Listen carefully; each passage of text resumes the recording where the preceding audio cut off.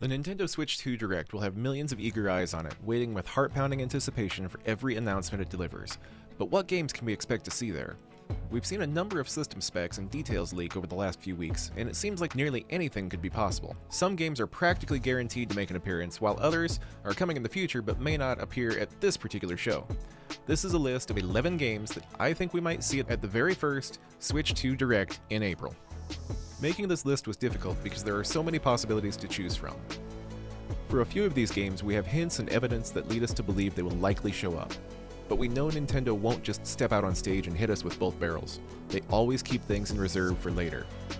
Don't get me wrong, I fully expect them to blow us away with this announcement and these reveals, but it's still early in the year. They'll want to have some additional announcements for later dates too. What they reveal here and what they save for later is anyone's guess. With that in mind, I think we can expect to see a full reveal of the console's features and capabilities along with a look at the new UI. They'll want to show us what makes the system different from the previous Nintendo Switch and why it's important to upgrade. We already know about the mouse functionality and the top USB port, but I have a strong feeling that they have a lot more to tell us.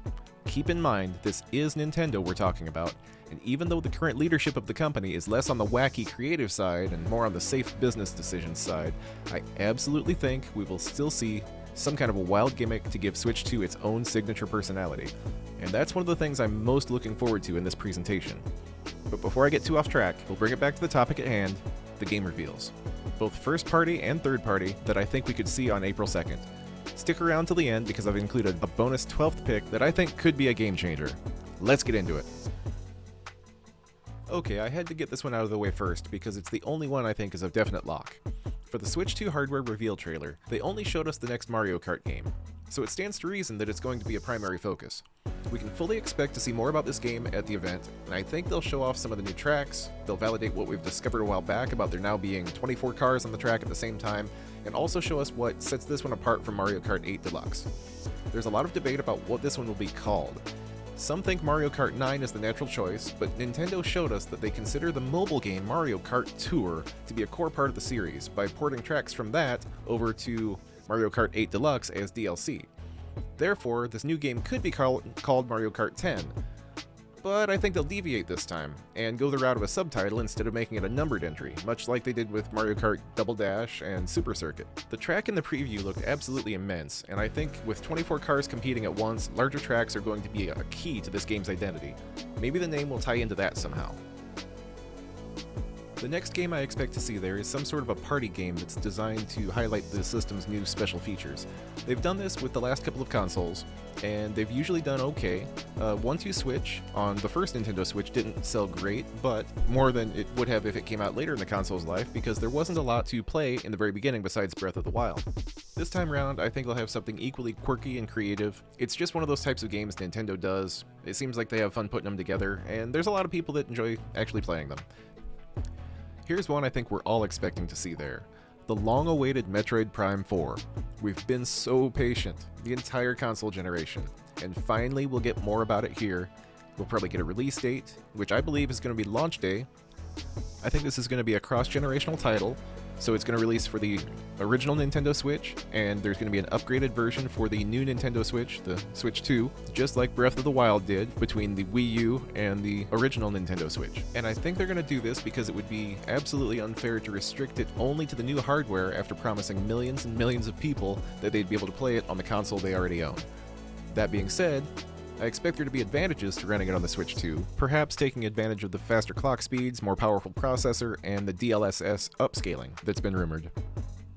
Next up, I think there's a strong chance we're going to see an enhanced version of Breath of the Wild. Now, Breath of the Wild is one of my favorite games to ever exist. I've probably logged more hundreds of hours in that game than any other thing that ever came before it. In spite of that special place it holds in my heart, I don't think I'm quite ready to go back to that Hyrule just now. But rumors have been floating, and supposedly corroborated, that for more than a year now, an updated version of Breath of the Wild has been privately showcased at a trade show that was apparently running at 4K resolution and 60 frames per second. Some people think this might just be a free patch for people who already own the game so that they can enjoy an improved experience on the Switch 2, and some people think it'll be something like an upgrade patch that you can download for $10 or so from the eShop. like PlayStation did in the first year or so of their PlayStation 5. But let's be honest, those are not Nintendo things to do. Nintendo know that if they put this upgraded version on shelves, they're going to sell several million copies of it to suckers like me immediately because I buy everything Zelda, even if I wouldn't be ready to play it for quite some time. It's got to be in the collection. This one might be wishful thinking, and it probably is, but last year there was talk of a new 3D Donkey Kong being in production. If that's true is anyone's guess, it was never confirmed. But not long after that, we got Donkey Kong Country Returns HD, and Donkey Kong fans all around the globe let out a little sigh of disappointment before going on with their day. DK needs to come back, and this would be a great place to show him off. And we saw recently that he got a new character model for the next Mario Kart game that was more in line with his Mario movie appearance. Maybe they'll use something like that for his 3D model to really drive home that this is what Donkey Kong looks like now. The question is, would they reveal a new 3D Mario and a new 3D Donkey Kong in the same direct? I highly doubt it. So which one will it be? Alright, here's a third-party pick. Assassin's Creed Mirage. I think Mirage would be an excellent launch title for the Switch 2. Ubisoft has usually been a strong supporter of Nintendo, especially after they proved the original Switch was a success, so I expect them to have a presence at this direct. But I don't think we'll see Assassin's Creed Shadows here. There are a ton of games that Ubisoft could port to the Switch 2, but Mirage would be a good fit for taking it on the go in handheld mode. Yooka-Laylee. This 3D platformer, originally known as Yooka-Laylee, first came out in 2017 and was a clear love letter to Banjo-Kazooie and other N64 games of the same type. It was good, but had a few issues holding it back from greatness that even the developers acknowledged. Not long ago, though, they announced they were remaking it for the current consoles and essentially giving us an ultimate version of the game. Nintendo will definitely want to highlight some third-party games at the showcase, and this is one that fits into their fun, all-ages style really well, so I think it's going to have a place at the show. Also, even though Microsoft has a strong relationship with Nintendo, I just don't see a true Banjo-Kazooie game being made anytime soon. I hope I'm wrong about that, but until we hear about one, this will cover the gap. Here's one out of left field. Recently, a patent was found that fans chose to interpret as being a GameCube controller for the Switch 2. Well, maybe. We will have to wait and see on this one. I know a lot of people consider the controller design, or controller design in general, to have peaked with the GameCube controller, and I would love to have a wireless one myself. Smash players would be all over it, even though some claim they only use wired controllers to prevent latency, and I get it. If we are getting a wireless GameCube controller, there could be a couple of reasons that would land it firmly within the realm of possibility, one of them being Nintendo Switch Online. It's been quite a while since they added a new console to NSO, and I think with the Switch 2 we'll see an updated version of NSO, with maybe an additional subscription tier that costs a little bit more. You know, they gotta make their profits. If they do this, I think they'll add two new consoles to the lineup, one being GameCube, and the other is anyone's guess. I'd be happy if they did anything for now, but my personal vote is for the TurboGrafx 16, one of my all-time favorites. Which ones would you want them to add? Is it time for Mario Maker 3? We've had a Mario Maker on each of the last couple of console generations, and they've always been really big hits. The community that builds around each one of these games is dedicated and passionate. Some have even made entire careers for themselves on YouTube and Twitch just by playing fan-made levels in the Mario Maker games on livestream. And although this is a title that I've personally never gotten excited about, I definitely see the mass appeal. I think we can expect to see the Switch 2 provide our next entry in this series, and I think this time it's going to distinguish itself in two unique ways.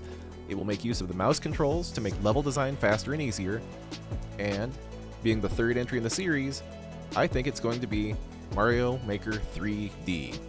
Get ready to see a ton of custom Super Mario 64 levels. I might even jump on board with that.